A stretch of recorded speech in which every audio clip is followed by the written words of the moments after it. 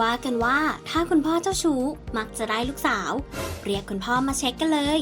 ถ้าพร้อมแล้วมาดู8สัญญาณอุ้มท้องลูกสาวกันค่ะ และอย่าลืมแวะกดไลค์เป็นกำลังใจให้ทีมงานกันนะคะท่านที่กดไลค์ขอให้ร่ำรวยทุกท่านเลยค่ะ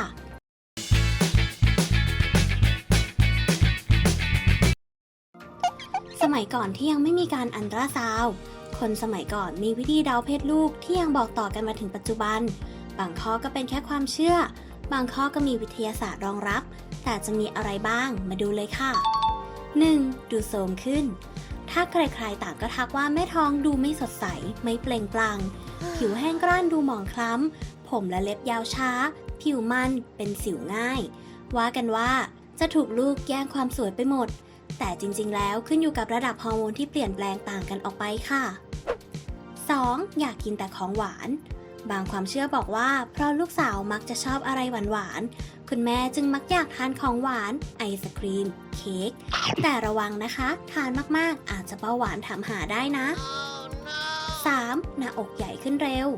เป็นเรื่องที่น่ายินดีใช่ไหมคะ ถ้าคุณแม่สังเกตว่าหน้าอกมีขนาดใหญ่โตขึ้นอย่างเห็นได้ชัด อาจจะได้ลูกสาวค่ะ 4. ท้องกลม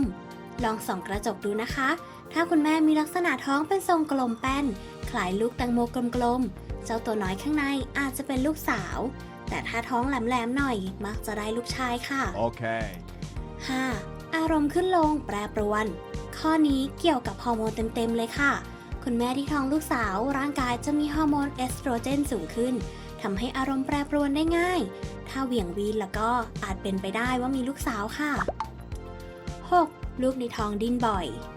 สำหรับทารกเพศหญิงมักจะดิ้นบ่อยกว่าลูกชายค่ะ โดยจะดิ้นบ่อยกว่าแต่ไม่แรงเท่า ถ้าลูกดิ้นเกิน3ครั้งภายใน1ชั่วโมงอาจจะได้ลูกสาวนะคะ 7. สะดือคว่ำเรื่องสะดือคว่ำเขาว่าแม่นมาก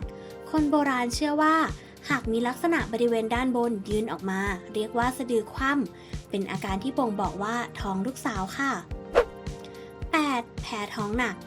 หากแม่ท้องทั้งปวดหัวมึนหัวทานอะไรไม่ลงแพ้ท้องหนักมากในช่วงไตรมาสแรกของการตั้งครรภ์ลูกสาวตัวน้อยๆอาจจะกำลังแกล้งคุณแม่อยู่ก็ได้นะคะ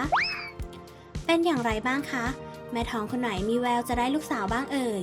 อย่าลืมนะคะว่า8ข้อนี้เป็นเพียงความเชื่อเท่านั้นหากต้องการทราบเพศที่ถูกต้องทำการอัลตราซาวด์นั่นเองค่ะ9 เดือนที่เฝ้ารอแม่ขอให้ลูกแข็งแรง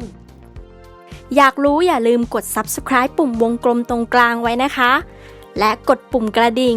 จะได้ไม่พลาดคลิปใหม่อัปเดตก่อนใคร